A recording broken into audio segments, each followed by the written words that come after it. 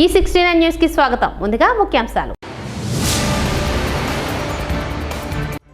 విద్యార్థులతో మోదీ రాఖీ వేడుకలు.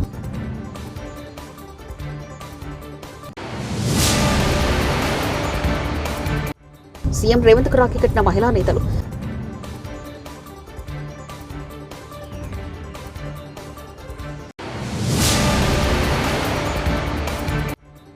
సీఎం చంద్రబాబుకు రాఖీ కట్టిన మహిళా నేతలు బ్రహ్మకుమారులు.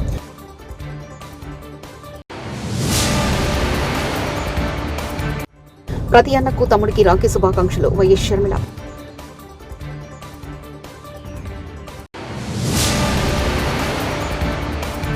గ్రామసభ నిర్వహణకై పవన్ కళ్యాణ్ కీలక ఆదేశాలు. పవన్ కళ్యాణ్.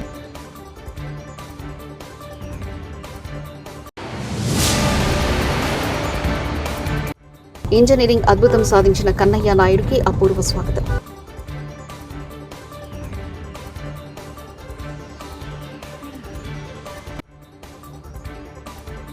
దేశవ్యాప్తంగా రక్షాబంధన వేడుకలు ఘనంగా జరుగుతున్నాయి. సోదరీమణులు తమ సోదరులకు రాఖీలు కట్టి ఆశీర్వదిస్తున్నారు. ప్రధాని మోదీ సైతం వేడుకలు ఘనంగా జరుపుకున్నారు. ఇవాళ ఉదయాన్నే ఢిల్లీలోని ఓ పాఠశాలకు వెళ్లిన మోదీ విద్యార్థులతో ముచ్చటించారు. వారు అడిగిన ప్రశ్నలకు సమాధానమిచ్చారు. అనంతరం చిన్నారులంతా ఒక్కొక్కరుగా వచ్చి మోదీ చేతికి రాఖీలు కట్టారు. సందర్భానుసారం విభిన్న వేషధారణతో ఆకట్టుకున్న మోదీ రాఖీ పండుగ కూడా తన ప్రత్యేకం చాటుకున్నారు. మోదీ ధరించిన దుస్తులు నెటిజన్లను అమితంగా ఆకట్టుకున్నారు. ఆయన ఇవాళ తెల్లటి కుర్తా, లేత ఆకుపచ్చ జాకెట్ ధరించి ఉన్నారు.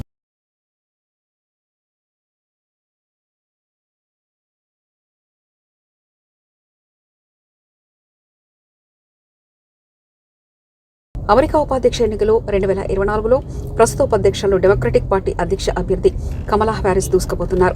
రిపబ్లిక్ పార్టీ అభ్యర్థి మాజీ అధ్యక్షుడు డొనాల్డ్ ట్రంప్కు పార్టీ అధ్యక్ష అభ్యర్థిగా అధికారికంగా ప్రకటించేందుకు డెమోక్రటిక్ నేషనల్ కన్వెన్షన్ సిద్ధమవుతున్న వేళ కమలా డెమోక్రటిక్ శ్రేణులకు మరింత ఉత్సాహాన్ని కలిగించే వార్త ఇది.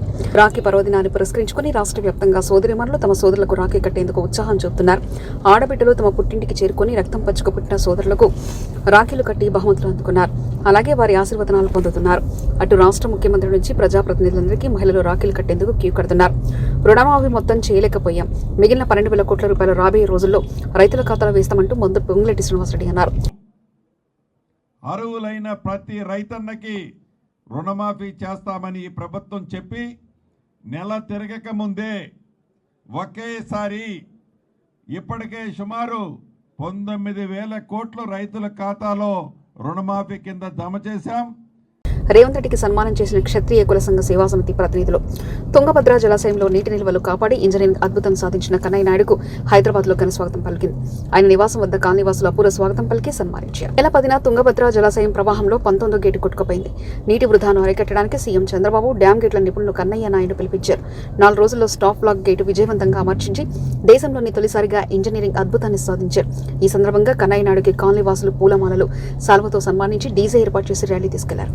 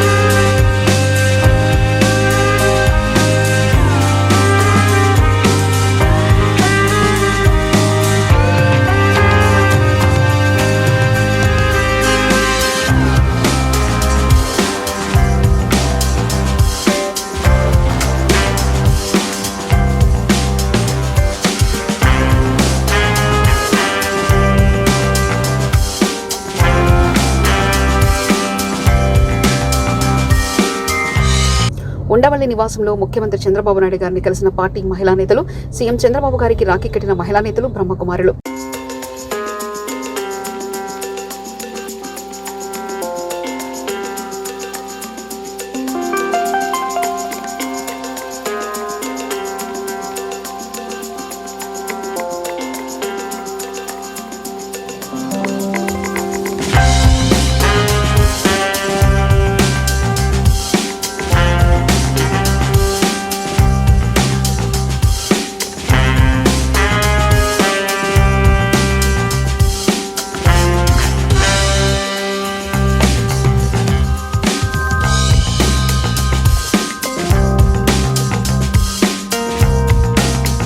మంత్రి నారా లోకేష్ కు రాఖీ కట్టిన మంగళగిరికి చెందిన మహిళలు.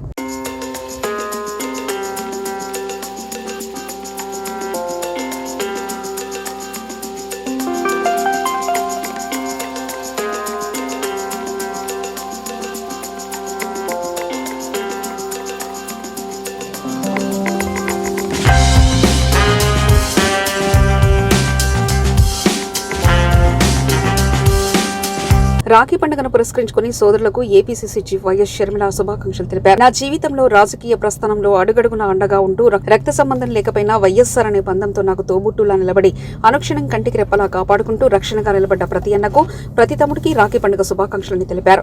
వెలకట్టలేని బంధాలను వదులుకోలేని అనుబంధాలను గుర్తు చేసే మధురబంధమే రక్షాబంధనం అని అన్నారు. దేవుడు మిమ్మల్ని చల్లగా చూడాలని నా ప్రార్థన అంటూ వైఎస్ షర్మిల పేర్కొన్నారు. ఆంధ్రప్రదేశ్ వ్యాప్తంగా అన్ని గ్రామ పంచాయతీలో ఈ నెల 23వ తేదీన గ్రామ సభల నిర్వహణ చేపట్టాలని ఏపీ ఉప ముఖ్యమంత్రి పవన్ కళ్యాణ్ ఆదేశాలు జారీ చేశారు. ఏపీ సచివాలయం నుంచి సోమవారం నాడు వీడియో కాన్ఫరెన్స్ నిర్వహించారు. ఉపాధి హామీ పథకంలో చేపట్టాల్సిన పనుల ఆమోదం కోసం గ్రామసభ నిర్వహణ, అందుకు సంబంధించిన విధి విధానాలపై పవన్ కళ్యాణ్ దిశానిర్దేశం చేశారు. ఉపాధి హామీ పథకం పరిధిలో 46 రకాలైన పనులు చేపట్టవచ్చని అన్నారు.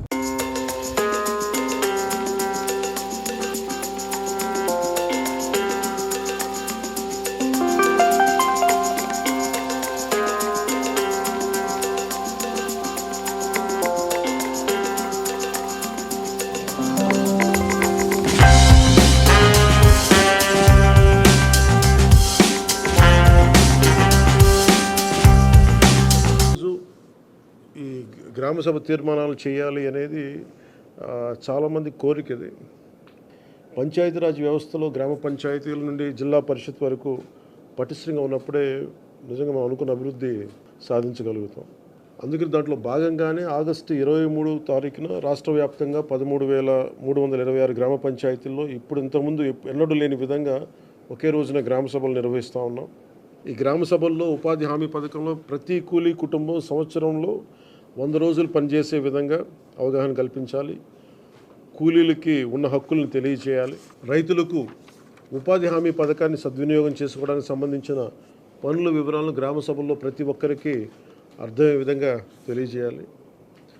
ఇకపైన ఉపాధి హామీ పథకాన్ని సమర్థవంతంగా అమలు చేయడానికి మనందరం కలిసి పనిచేద్దాం.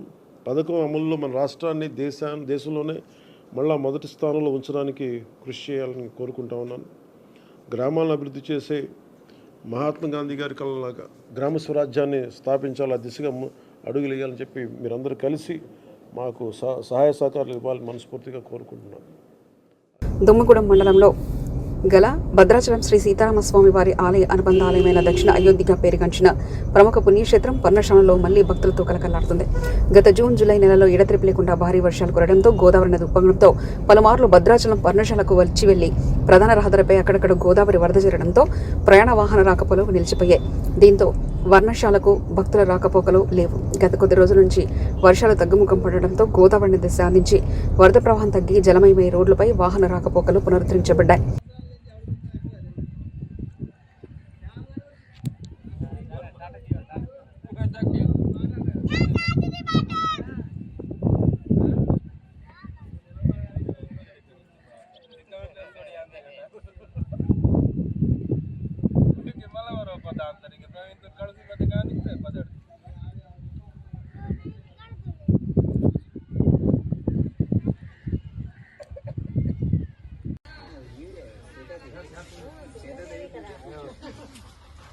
సీతాదేవి అక్కడ కదా కూర్చొని వేసుకుంటాం. ఇక్కడ శ్రీరాములు గారు కూర్చొని పెద్ద పాదాలు ఉన్నాయి కదా, శ్రీరాములు గారు కూర్చొని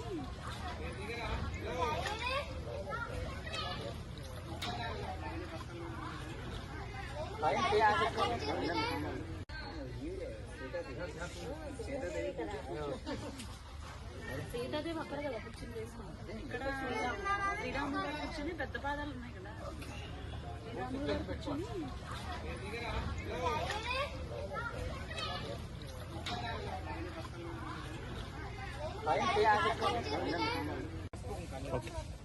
నేను విజయనగరం నుంచి వచ్చాము. మేము బస్సులో స్టార్ట్ అయ్యి భద్రాచలం వరకు బస్సులోనే వచ్చాం. భద్రాచలంలో ఇక్కడ ఫ్లాట్లో స్టే చేసాం. నెక్స్ట్ మేము టెంపుల్లో మార్నింగ్ 10:30కి దర్శనం స్టార్ట్ చేసాం. దర్శనం చాలా ఎర్లీగా అయిపోయింది. మేము 2 times కూడా దర్శనం చేసుకోవడం జరిగింది. అక్కడ నుండి మేము పర్ణశాలకు బయలుదేరాం.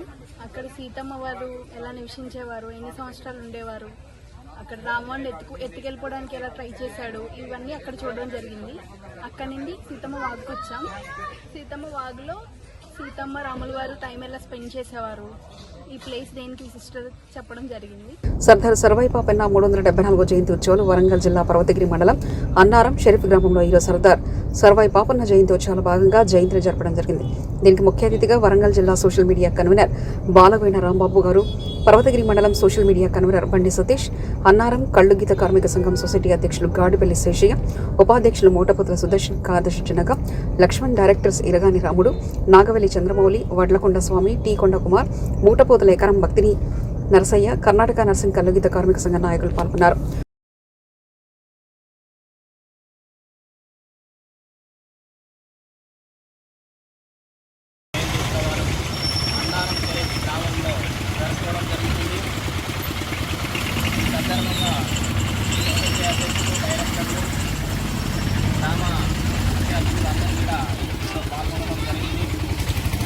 ఎందరో మహానుభావులు ఉన్నారు.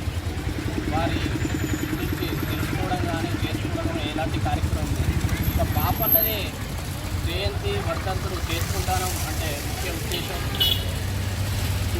ఒక సాధారణమైన కన్నుగీత నేను అధ్యక్షుని అలా పడాలని కొండని నడతాను కదిలించేంతగా ఎదిగి అందరిలో చైతన్యం తీసుకొచ్చిన యోధుడు సర్దార్ సర్వాయి పాపన్న. 30,000 మందితోని గోల్కొండ గద్దెని కదిలించి జెండా ఎగరేసిన మొదటి మన యోధుడు సర్దార్ సర్వాయి పాపన్న. దానికి గుర్తుగా వారి వర్ధంతులు జయంతులు మనం జరుపుకోవడం జరుగుతుంది. ఇదే కాకుండా రాష్ట్ర ప్రభుత్వం కూడా కదిలి వారి జయంతిని అధికారికంగా చేసుకోవడం గిట జరుగుతుంది. దానికి మనస్ఫూర్తిగా అభినందనలు, శుభాకాంక్షలు గిట తెలియజేసుకుంటున్నాం.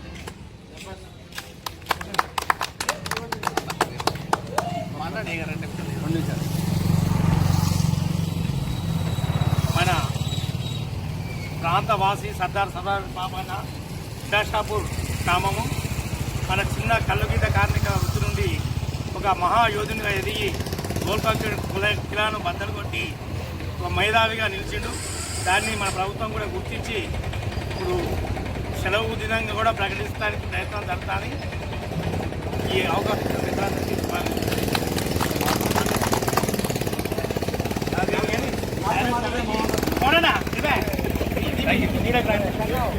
నువ్వు మాట్లాడాలి. శ్రీ సిటీలో పలు పరిశ్రమల ప్రారంభోత్సవం శంకుస్థాపన కార్యక్రమంలో ముఖ్యమంత్రి Chandrababu Naidu Industrialists in Sri cities to make Andhra Pradesh also number 1 in cost of doing business and speed of doing business. So only you can do it. So since because of the time, I don't want to go more. We want to hear from you and see how you can take Andhra Pradesh back to its glory, what it was few years back. And why I'm telling this, sir, in a way it is pinching me because 2016 was the last time Chief Minister has visited Sri City. So we had a vacuum or whatever we call for 9 years. So we are very excited. So wish we had more time, but you should, as you said, you will come more often. We want to see you more often and address the thing. And we want to complete our dream of creating 100,000 jobs. And in the bus, you are telling about how to make Sri City also educational hub. And we want to make Sri City the best industrial city in the country. Thank you, sir. You want to say anything? Okay, Mike. You can give mic for him. Yeah, he represents Daikin. Daikin CEO couldn't be here because of Raksha Bandhan, Mr. Java. Mr. Java has met you several times in 2016-17 period when we are trying for Daikin to come to Andhra Pradesh. But they finally came 2 years back and he sent a special message. Please read it out and be brief. Yeah, thank you. Yeah, thank you, Andy. Na peru Nimagedda Kutumrao. I had the Daikin operations in South. Once again, congratulations, sir. Meeru Chief Minister avataనికి మా రాష్ట్రానికి మళ్ళా తిరిగి వచ్చినందుకు మీరు చూశారు వీడియోలో సన్నారెడ్డి గారు చూపిన దాంట్లో 2017లో మీరు జపనీస్ కంపెనీస్ రావాలన్నారు. దాంట్లో Daikin being the #1 air conditioning company in the world has come to India in a big way and that too in Sri City. We're investing lot of money in Sri City. We have built up almost 75-acre land. We have taken another 33 acres and you are working for another 200-acre land to build up huge facilities to cater to the entire world. Rakhi Pournami పండుగ సందర్భంగా మాజీ మంత్రి BRS working president KTR భావోద్వేగానికి గురయ్యారు. ఈ మేరకు ఎక్స్లో emotional post చేశారు. నువ్వు ఇవాళ రాఖీ కట్టకపోయినా నీ కష్ట సుఖాల్లో నేను తోడుగా ఉంటానంటూ ట్వీట్ చేశారు. గతంలో కవిత రాఖీ కట్టినప్పటి ఫోటోతో పాటు ఆమె జైలుకు వెళ్తున్నప్పటికీ ఫోటోను షేర్ చేశారు. కాగా ఢిల్లీ లిక్కర్ స్కామ్లో కవితను ఈ ఏడాది మార్చి 15 నుండి ఈడీ అరెస్ట్ చేసింది. తర్వాత సీబీఐ కూడా అరెస్ట్ చేసిన సంగతి తెలిసిందే. ఈ 2 కేసుల్లో పలుమార్లు బెయిల్ పిటిషన్స్ వేసిన ఢిల్లీ రౌస్ ఎవెన్యూ కోర్టు తిరస్కరించింది. ప్రస్తుతం ఆమె తీహార్ జైల్లో ఉన్నారు. రేపు బెయిల్ పిటిషన్పై మరోసారి ఢిల్లీ కోర్టులో విచారణ జరగనుంది. వేదన అనుభవిస్తూ ఉన్నారో తప్పకుండా అత్యున్నత న్యాయస్థానంలో న్యాయం లభిస్తుందని చెప్పి కూడా మనస్ఫూర్తిగా ఆశిస్తూ మరొకసారి ప్రతి సోదరుడికి ప్రతి సోదరికి కూడా హృదయపూర్వకంగా శుభాకాంక్షలు అభినందనలు.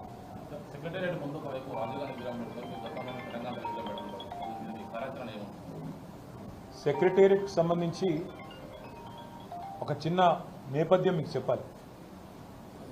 ఆ సెక్రటేరియట్ ఆనాడు ఉమ్మడి ఆంధ్రప్రదేశ్లో ఎంత అస్తవ్యస్తంగా ఉండేదో మీకు తెలుసు, మాకు తెలుసు. విద్యార్థులతో మోదీ రాఖీ వేడుకలు.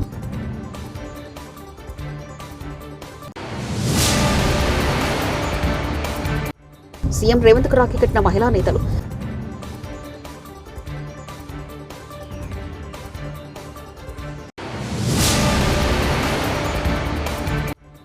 సీఎం చంద్రబాబుకు రాఖీ కట్టిన మహిళా నేతలు బ్రహ్మకుమారులు.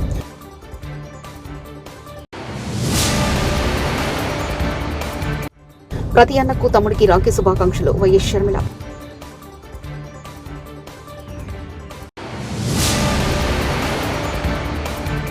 గ్రామసభ నిర్వహణకై పవన్ కళ్యాణ్ కీలక ఆదేశాలు. పవన్ కళ్యాణ్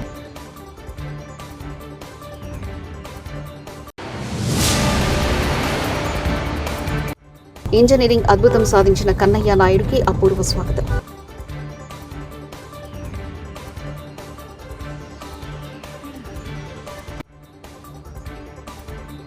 ఈ 69 న్యూస్ ఇంతటితో సమాప్తం. కీప్ వాచింగ్ ఈ 69.